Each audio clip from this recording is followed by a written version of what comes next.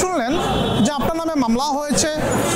এটা শোনার পরে আপনি বেশি গুরুত্ব না দিয়ে মামলাটাকে হেলাফেলা করে রেখে দিলেন, অর্থাৎ আপনি আদালতে আসলেন না। যখন আপনি আদালতে আসলেন না, হঠাৎ করে দেখলেন আপনার বাড়িতে হচ্ছে পুলিশ আপনাকে ধরে কোর্টে নিয়ে আসলো।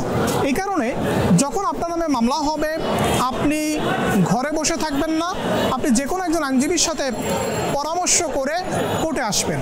দেখেন, আপনি যদি আইনজীবীর মাধ্যমে কোর্টে না আসেন তাহলে আপনার যে বিপদটা হতে পারে, এমনও হতে পারে যে কি মামলা হয়েছে সেটা আপনি জানেন না, কতদিন জেলে থাকতে পারেন সেটাও আপনি জানেন না।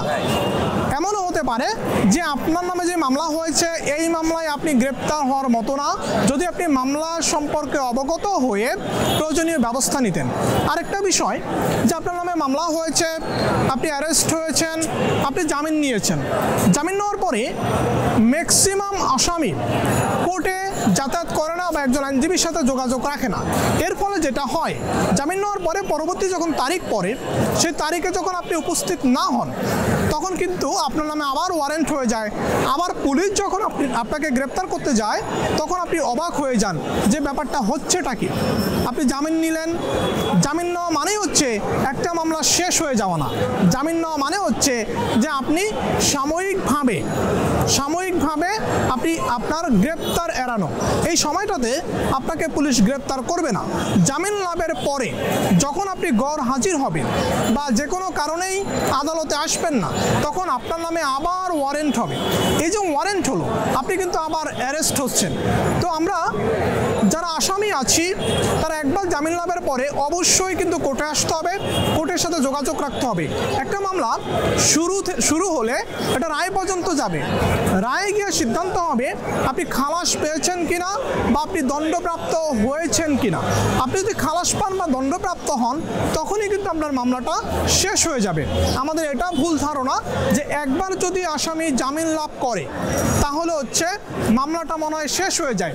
এটা যারা ভেবেছেন তারা কিন্তু একাধিকবার জেল খেটেছেন সামান্য কারণে। আপনি কিন্তু জামিন নেওয়ার পরে যদি নিয়মিত কোর্টে আসতেন, নিয়মিত হাজিরা দিতেন তাহলে কিন্তু আপনার জেল খাটার বিষয়টা ছিল না।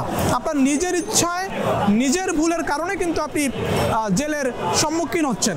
তাহলে দেখেন, মামলা হলে পালিয়ে বেড়ানো যাবে না। মামলা হলে কি মামলা হয়েছে, কেন হয়েছে, আপনার করণীয় কি, এই সম্পর্কে একজন আইনজীবীর হচ্ছে মতামত আপনাকে নিতে হবে। যদি আপনি একজন আইনজীবীর শরণাপন্ন হন এমনও হতে পারে মামলার প্রথম তারিখে আপনার মামলাটা শেষ হয়ে যাবে, কারণ আপনি জানেন না যে মামলাটা কোন বিষয়ে হয়েছে। আইনজীবী ভালো বলতে পারবে যে মামলাটা কোন বিষয়ে হয়েছে। মামলাটা যদি নর্মাল ইস্যুতে হয়ে থাকে তখন মামলাটা রাতারাতি শেষ করে ফেলতে পারবেন। আর যদি আপনি পালিয়ে বেড়ান, দেখা গেল যে সামান্য বিষয়ে মামলাও হয়েছে কিন্তু সামান্য বিষয়ে কিন্তু আপনি দিনের পর দিন জেল খাটতেছেন, এই ভুল করা যাবে না। এবং জামিন লাভের পরে অবশ্যই এটা ভাবা যাবে না মামলাটা মনে হয় শেষ হয়ে গেছে। আপনাকে আদালতে এসে নিয়মিত হাজিরা প্রদানের মাধ্যমে মামলা নিষ্পত্তি করার আগ পর্যন্ত আপনি নিয়মিত আদালতে এসে হাজিরা দিবেন।